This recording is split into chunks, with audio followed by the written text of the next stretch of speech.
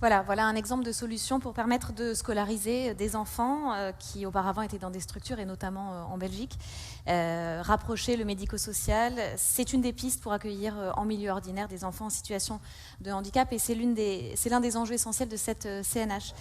Sophie Crabette, vous êtes la secrétaire générale adjointe de la FNAT, votre organisation avec APF France Handicap, l'UNAPI et l'UNAFAM ont saisi le Conseil de l'Europe qui vient d'épingler la France pour non-respect des droits des personnes handicapées, d'après un état des lieux de 2018. Quelles sont les recommandations pour la France, de l'école jusqu'à l'emploi, puisque c'est le thème, c'est le sujet de cette première table ronde? Merci beaucoup. Bonjour à tous. Le Conseil de l'Europe, effectivement, démontre que dans tous les domaines de la vie des personnes en situation de handicap, celles-ci sont entravées dans l'exercice de leurs droits, et c'est notamment le cas concernant la scolarité et l'emploi. Dans sa décision, le Conseil de l'Europe montre que derrière les chiffres sur l'inclusion des élèves en situation de handicap à l'école ordinaire se cachent de nombreux élèves mal, voire pas du tout scolarisés. Pourtant, le droit à l'éducation, c'est le droit de chaque enfant, quel que soit son handicap, à participer à l'école, à être accepté en tenant compte de ses capacités et de ses besoins éducatifs. Les AESH, même si cela ne répond que partiellement à des besoins d'accompagnement et de compensation, sont insuffisamment formés aux différents types de handicap. Une pénurie d'accompagnement humain, individualisé, des locaux et des matériaux inadaptés font que malgré les progrès statistiques, l'accès à l'éducation est encore loin d'être une réalité pour tous les élèves. Sur ces sujets, nos associations attendent de connaître vos engagements, notamment sur 3 points. L'accessibilité du système scolaire et son caractère réellement inclusif, l'adaptation pédagogique des outils, du matériel, du rythme des journées, la formation et le soutien des enseignants en les dotant des moyens nécessaires. Sans ces transformations nécessaires pour l'école, indispensables pour garantir et élever le niveau de qualification de ces jeunes en situation de handicap et leur donner la liberté de choisir leur formation, leur avenir professionnel ne sera pas une réalité. D'ailleurs, la transformation des lycées professionnels est très attendue. Ces points sont pour nous essentiels et permettront à un plus grand nombre d'élèves un accès facilité à l'enseignement supérieur et ensuite à l'emploi. Pour accéder à l'emploi, il faut aussi que les collèges, les lycées, les universités décloisonnent et laissent entrer le service public de l'emploi dans leurs murs. C'est une des possibilités ouvertes par France Travail. Et je me demandais comment, concrètement, vous envisagiez la mise en place de ces ponts entre l'école et l'emploi. Les observations finales concernant le rapport initial de l'ONU ont été publiées en 2021. L'emploi, largement évoqué, a fait l'objet notamment de 2 sujets importants.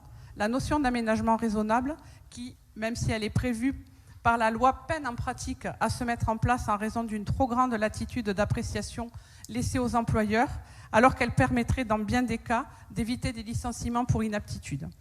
La nécessaire transformation des ESAT qui, depuis les observations formulées par l'ONU, a fait l'objet de nombreux travaux, y compris lors de la préparation de cette CNH, permettant un meilleur accès aux droits sans toutefois aujourd'hui franchir le cap du salariat. Des travaux vont-ils être engagés pour atteindre cet objectif ?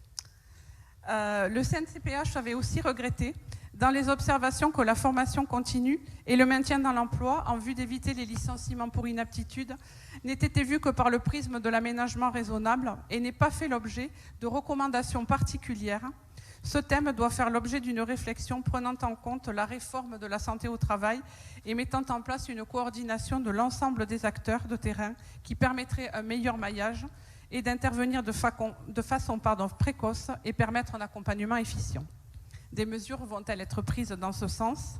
Par ailleurs, la stigmatisation des personnes par le biais des ECAP, les emplois exigeant des conditions d'aptitude particulières, dresse une liste de métiers dans lesquels les personnes handicapées ne pourraient a priori pas travailler. C'est aujourd'hui inacceptable. Il y a dans cette liste, dans ces métiers, toutes les personnes handicapées travaillent dans ces métiers. Cette liste freine les personnes qui veulent intégrer ces métiers et se justifie uniquement pour permettre une déduction de leur obligation d'emploi aux employeurs concernés. À quand sa suppression ?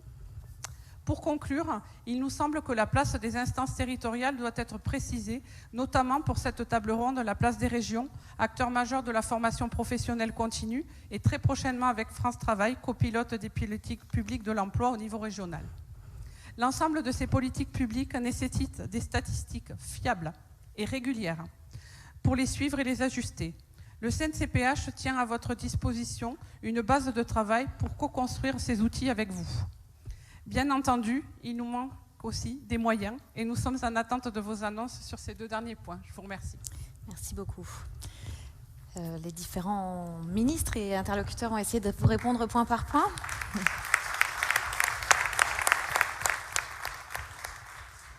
Pape Ndiaye, ministre de l'Éducation nationale et de la jeunesse, quelles sont les pistes pour mieux accueillir en milieu ordinaire des enfants en situation de handicap?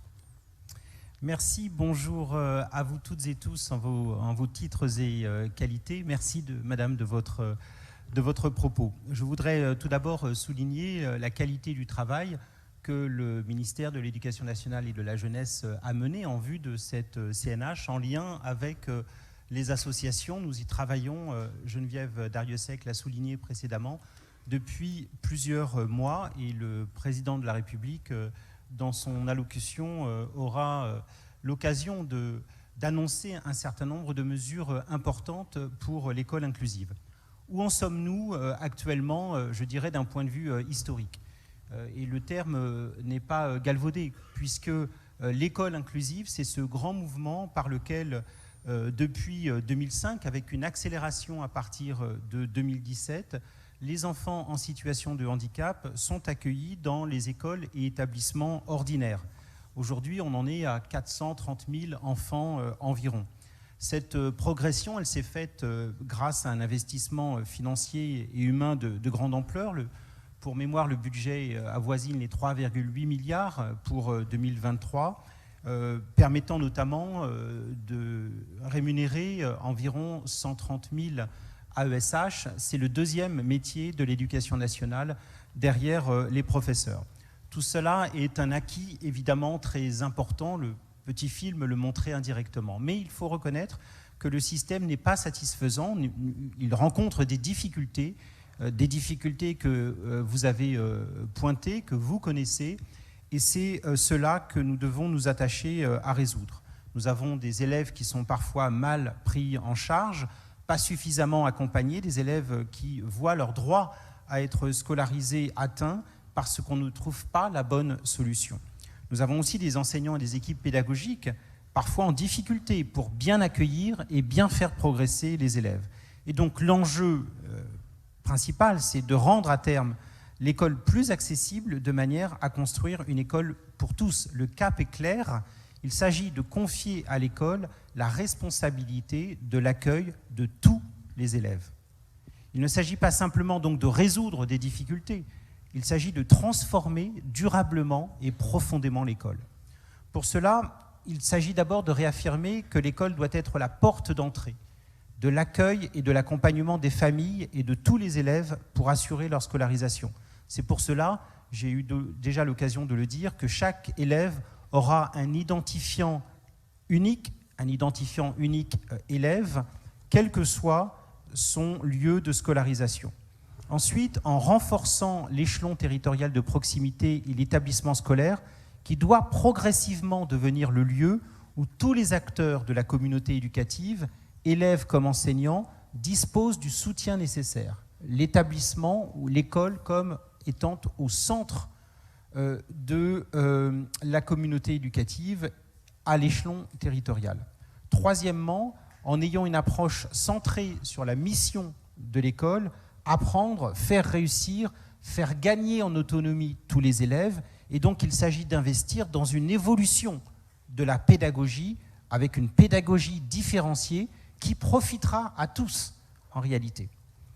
Enfin, l'école doit mobiliser de manière pertinente l'ensemble des moyens pour devenir à terme accessible avec comme point de départ l'adaptation pédagogique.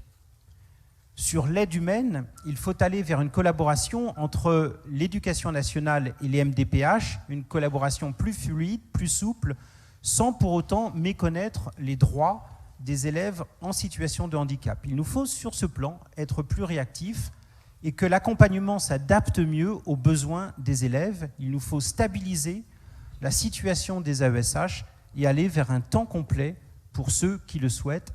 C'est tout cela que nous avons préparé en lien avec différents ministères, en lien avec les associations, et dont nous parlerons cet après-midi. Je vous remercie. Merci beaucoup.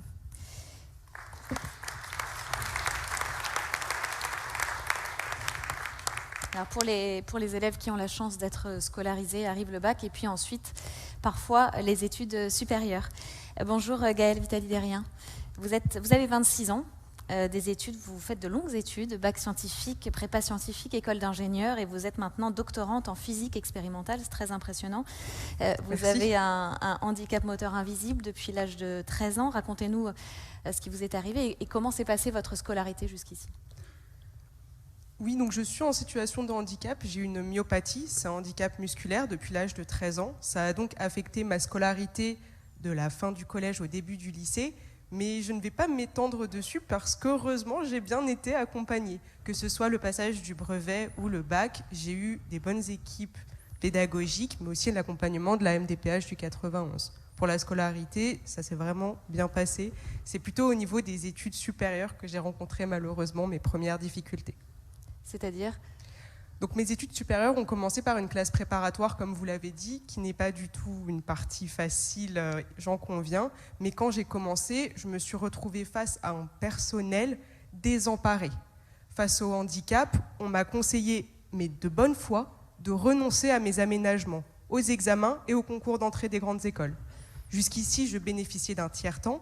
Le concours d'entrée aux grandes écoles, c'est plusieurs jours, plusieurs épreuves par jour. Ça m'aurait fait avec le tiers-temps des journées de plus de 10 heures sur plusieurs semaines. Impossible avec le handicap.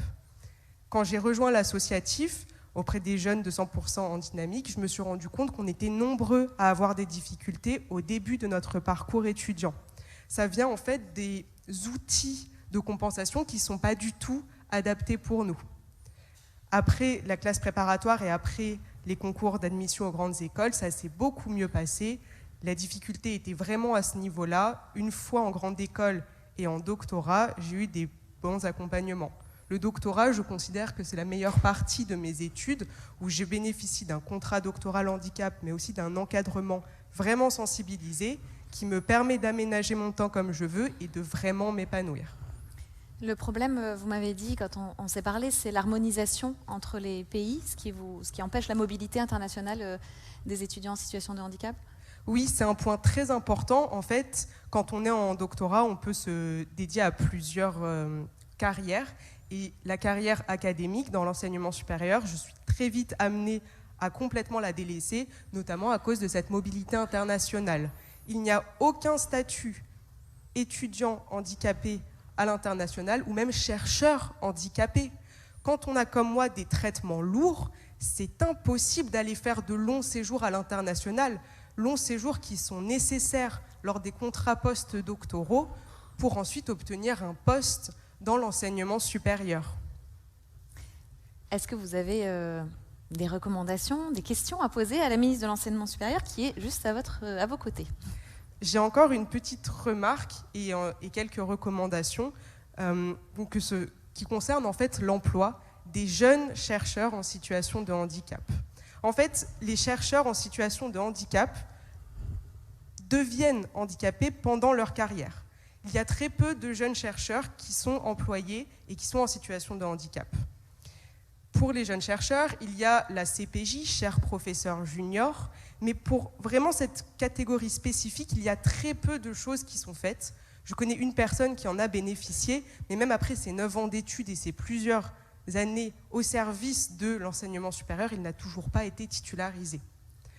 Ce que vraiment j'ai envie de faire passer comme message, c'est qu'il y a des choses qui sont faites. Il y a des outils de compensation, il y a des dispositifs. Donc, une certaine partie de notre témoignage du terrain remonte. Mais il faut aller plus loin. On est sur la bonne trajectoire, donc il faut en profiter, il faut persévérer. C'est que comme ça qu'on arrivera à construire ensemble une université qui soit vraiment inclusive. C'est tout, en tout cas, ce que j'avais à dire. Merci. En tout cas, merci beaucoup. Merci beaucoup. Je vois qu'il me reste 10 secondes. Je C'est bien. Vous nous permettez de rattraper le retard. Non, vous avez encore quelque chose à dire? Très rapidement, je voulais en profiter pour vraiment remercier tous les membres du gouvernement qui sont présents, qui m'écoutent. Et je voulais vous remercier de m'avoir invité, même si c'est en tant que témoin. Et j'aurais trouvé ça plus pertinent que ce soit en tant qu'expert d'usage. Mais je suis contente que ma parole soit entendue.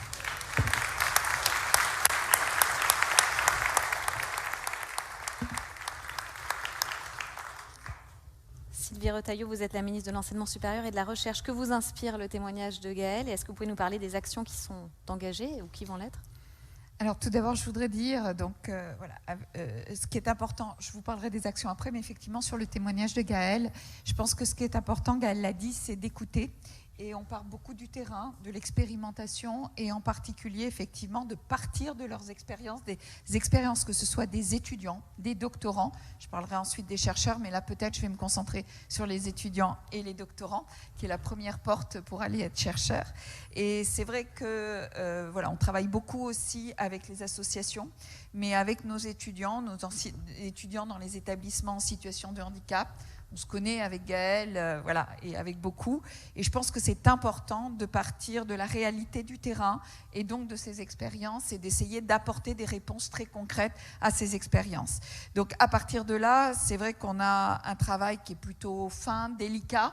Donc Gaëlle a parlé du cas particulier des concours, des examens. Dans ces cas particuliers-là, effectivement, pour avoir les aménagements nécessaires dont les étudiants en situation de handicap ont droit, eh bien, on a fait dernièrement, et ça c'est vrai pour les classes prépa au concours, mais c'est vrai pour tous les concours, on a refait, parce qu'on avait partagé, avec plusieurs étudiants, et donc on a refait une circulaire détaillant très clairement les droits des étudiants en situation de handicap et les droits de demander l'application de ces aménagements, quel que soit le type d'études, études sélectives, pas sélectives, et les concours. Et donc ça, c'est un point vraiment important à avoir, de pouvoir réagir assez vite. Alors, sur ce qu'on a fait, donc c'est vrai que cette année a été doublé le budget lié à tout ce qui était handicap dans l'enseignement supérieur.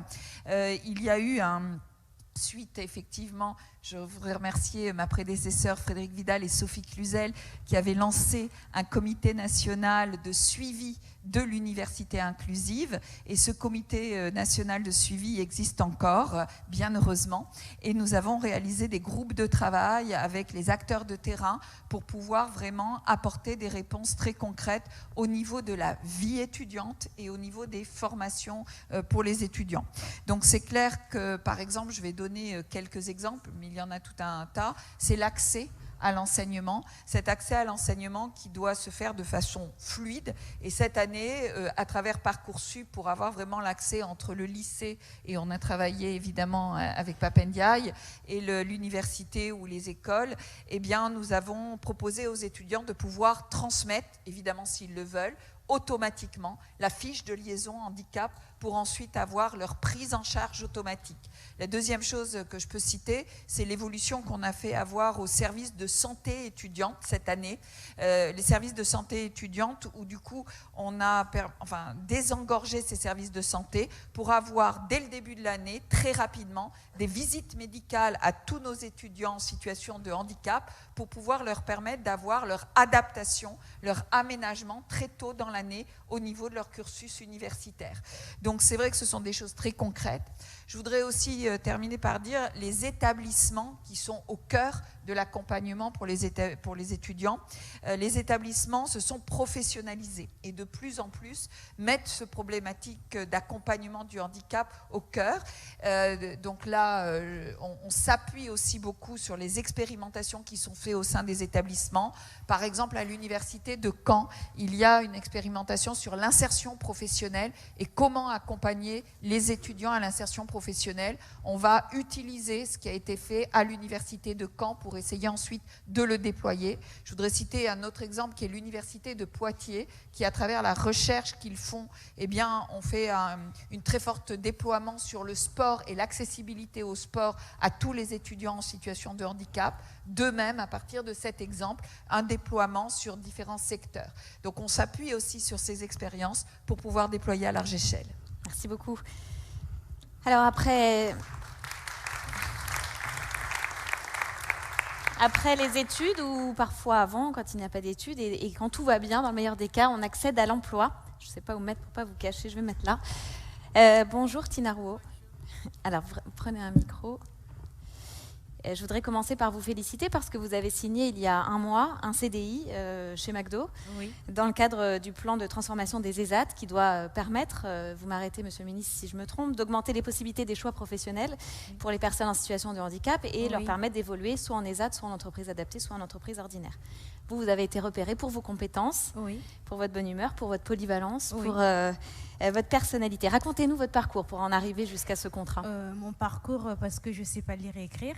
Je suis arrivée en France à l'âge de 11 ans. Je n'étais pas à l'école parce qu'en Afrique, c'est compliqué de faire les études. Ça coûte très cher. Et quand je suis venue, je suis partie aussi à l'école et tout. J'avais les difficultés à lire. Je n'apprenais pas et tout. Après, je fais 3e PVP, 6e I. Et au bout du compte, que je n'arrivais pas à comprendre les choses comme ça. Et on a décidé que je voulais aller travailler dans le milieu handicapé. Voilà. En ESAT. En ESAT.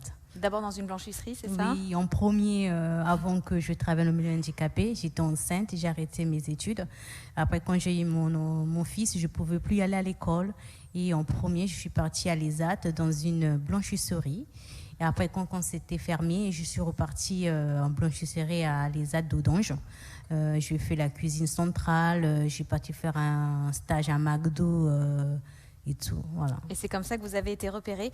Est-ce que vous vous souvenez de ce moment où vous avez signé votre CDI? C'était il y a un mois. Qu'est-ce que vous avez ressenti? Oui, quand j'ai signé mon CDI, c'était le 3 mars. J'étais très contente et la joie dans les yeux et tout. J'ai dit, c'est la première fois de ma vie que je vois ça pour signer le contrat. C'était pas moi, c'était la directrice Madame Gréchès qui m'avait dit, mais Tina, avec tes difficultés et tout, est-ce que ça t'intéresse de signer un CDI en milieu ordinaire? Moi, j'ai dit, je ne sais pas. Avec mes difficultés que j'avais à comprendre les choses, j'ai dit, OK, je vais essayer. Et c'est là qu'ils m'ont demandé de signer un CDI à McDo. C'est 80% à McDo de Mions et 10% à l'ESAT d'Audange. Qu'est-ce que c'est vos missions? Ma mission, je suis autonome. Je vais tout seul aller au travail. J'ai une petite voiturette.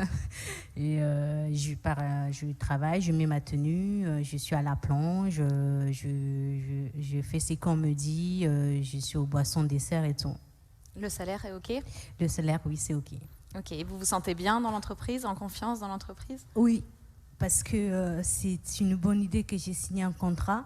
C'est par rapport à mon handicap, je ne sais pas lire et écrire, mais eux là-bas, à McDo de Mions, ils comprennent mon handicap et quand je ne comprends pas, ils m'expliquent les choses. Je ne fais pas les tâches vraiment dures, quoi, mais ils me font les tâches que c'est que je sais faire.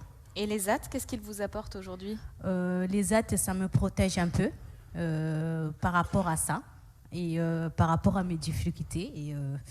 Et par rapport à ma situation aussi, je suis venue à l'âge de 11 ans en France aussi. Je n'ai pas de papiers, je ne peux pas continuer à travailler. C'est pour ça qu'on a décidé que je travaille moitié ESAT et moitié McDo par rapport à ma situation. Comme ça, si quand j'ai mes papiers français, comme ça, je peux travailler complètement au milieu handicapé.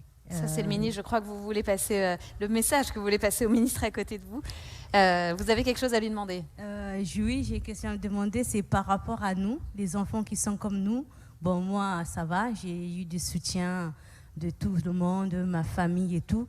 Mais par rapport aux personnes qui sont handicapées, il y en a qui ne savent pas lire, qui ne savent pas compter et tout. Il y en a qui ne peuvent pas aller travailler. Il y en a que parfois, ils n'arrivent pas. Mais je voulais juste dire que par rapport à eux aussi, c'est important pour ce que j'ai signé, que ce soit dans un fauteuil roulant, les aveugles et tout. Mais moi, je pense à eux aussi. Parce que quand j'ai signé mon contrat, j'ai pleuré. Parce que j'ai dit, mais pourquoi ça arrive à moi, pas pour les autres? Je veux aussi, ça arrive pour les personnes qui sont comme eux aussi. Voilà, Merci tout. beaucoup, Tina.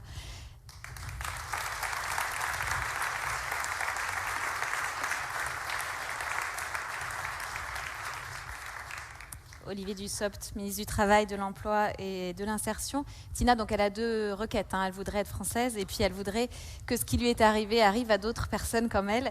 Comment on fait matcher les compétences des personnes handicapées et les besoins des entreprises? D'abord, bonjour à toutes et à tous. Répondre à la deuxième question est plus difficile, mais plus à ma portée que la question de l'obtention des papiers et de la nationalité qui relève du ministère de l'Intérieur. Mais ça fait partie des choses qu'on peut évidemment regarder. Peut-être simplement dire que l'exemple qui vient de nous être donné avec Madame est effectivement un exemple de la mise en œuvre du plan de transformation des ESAT que Sophie Cluzel avait lancé il y a maintenant quelques années et qui vise, comme cela a été dit, à faciliter la fluidité, la mobilité entre les ESAT, mais pas seulement, les entreprises adaptées et le milieu ordinaire.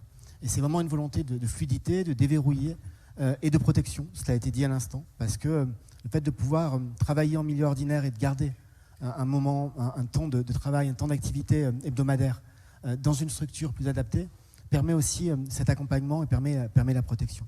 C'est une des briques finalement de la politique très volontariste qui est mise en œuvre en matière d'accès à l'emploi. Une politique volontariste qui appelle d'autres mesures, mais qui a permis depuis maintenant quelques années de progresser. Il y a des chiffres qui sont extrêmement parlants. Lorsqu'on regarde simplement la période 2019-2022, le nombre de travailleurs handicapés au chômage en demande d'emploi est passé de 520 000 à 457 000. Et donc c'est une diminution très forte et même relativement plus forte que la baisse du chômage de manière générale. Ça s'explique par un certain nombre de mesures. Je pense notamment aux aides spécifiques à l'embauche d'apprentis en situation de handicap. Nous sommes passés de moins de 5 000, c'était 4 700 en 2018-2019, à 11 700 apprentis en 2022. Et donc c'est une multiplication par 2,5. De la même manière que nous avons développé très fortement l'emploi accompagné pour les personnes qui aujourd'hui connaissent un handicap invisible. Et là aussi, c'est une multiplication puisque en 2 ans, de 2020 à 2022, nous sommes passés de 2400 emplois accompagnés à plus de 8000. Et donc, c'est vraiment une montée en puissance très forte qui nous invite d'ailleurs à vouloir décloisonner un certain nombre de dispositifs et d'outils pour faire en sorte que les outils qui marchent en matière d'insertion professionnelle ne soient pas réservés à un public plutôt qu'à un autre, mais qu'ils puissent accompagner des difficultés qui peuvent être différentes. Et puis, il y a une mesure qui était plus ponctuelle, qui a bien marché, c'est l'aide spécifique à l'emploi de personnes handicapées pendant le plan de relance, puisque ce sont 24 000 personnes qui ont pu être ainsi recrutées, dont plus des 2 tiers en CDI, ce qui permet aussi la stabilité et d'éviter la précarité dans l'emploi. Tout ça est plutôt bien, mais tout ça n'empêche pas le fait d'avoir un taux de chômage des travailleurs handicapés, des personnes handicapées, qui est encore deux fois supérieur au taux de chômage moyen, ce qui n'est pas satisfaisant. Et tout ça n'empêche pas de constater que les obligations d'emploi à hauteur de 6% ne sont pas encore au rendez-vous, puisqu'on est un petit peu au-dessus de 3,5%. Donc on va ouvrir de nouveaux chantiers.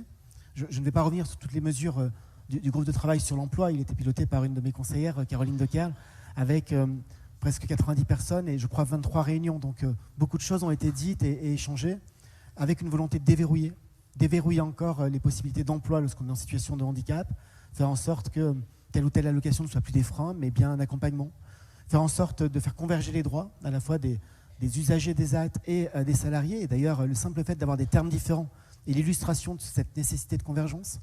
Réouvrir le débat, j'ai entendu la demande, et en 2018, cela avait été trop compliqué. Il faut continuer à travailler, à réfléchir sur la question des ECAP, mais c'est certainement le point le plus difficile de toutes ces politiques. Et puis, cela a été dit tout à l'heure par Jérémy Bourrois, il faut aller plus loin dans le cadre de la politique d'emploi en général. Et la mise en place de France Travail, à partir de 2024, s'accompagne d'une ambition qui s'appuie sur ce qui a été fait avec le rapprochement de Pôle emploi, de Cap emploi et du réseau Keops. L'idée est tout simplement de dire qu'une personne handicapée qui cherche un emploi, c'est avant tout une personne qui cherche un emploi. Et que l'orientation en milieu ordinaire doit être une orientation de droit, et que si celle-ci n'est pas possible, alors on trouve des solutions adaptées. Et donc nous voulons faire en sorte que les guichets emploi soient des guichets emploi pour tous, et que l'accompagnement, l'adaptation soit à la juste mesure quand c'est nécessaire. Je termine par un point sur la formation, j'ai vu que je dépassais mon temps.